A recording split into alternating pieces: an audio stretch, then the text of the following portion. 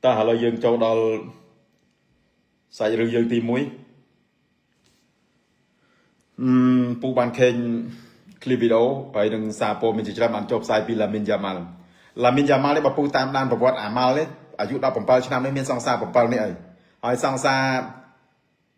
ដែលមានអាយុសបាល់វាមានតែម្នាក់គត់17ឆ្នាំខុសពីនោះគឺបងវាទាំងអស់29 30គត់26ហើយរឿងដែលគួរឲ្យភ្ញាក់ផ្អើលចុងក្រោយគេនេះអាឡាមីននេះបានឆាតទៅ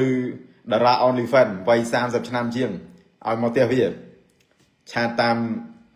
នៅ Messenger Telegram ឯងហើយតារាស្រីហ្នឹងក៏បានបដិសេធថាអ្នកឯងក្មេងអញ្ចឹងហើយប្រសិនបើខ្ញុំទៅបើខ្ញុំជួបគុកអ្នកជួយដោះស្រាយខ្ញុំមែនអាឡាមីនវានិយាយថាអត់អីទេ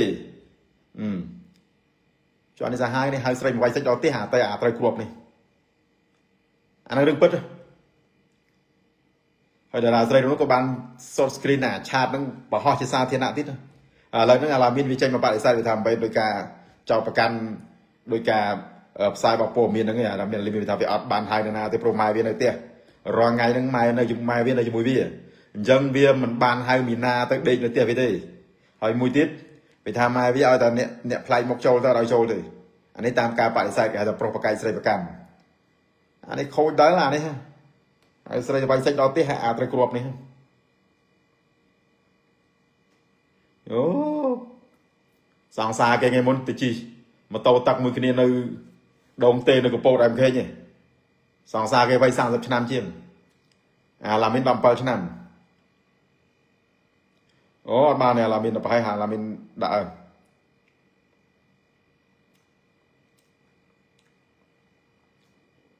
យូមានមួយ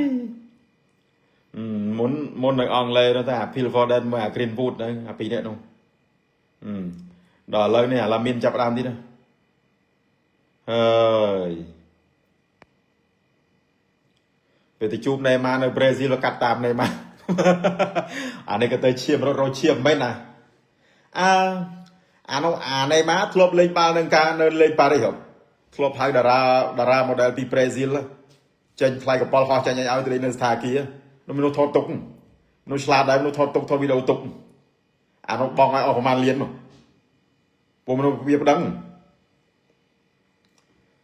វាឆ្លាតដល់ពេលវាថតវីដេអូគម្រាមណៃម៉ាមានណានោះបងឲ្យប្រហែលលានបងសក់បងជំងឺចិត្តដល់ពេលអាម៉ាល់ទៅជួបណៃម៉ានៅដល់ប្រេស៊ីលនោះមកវិញតោបរហើយ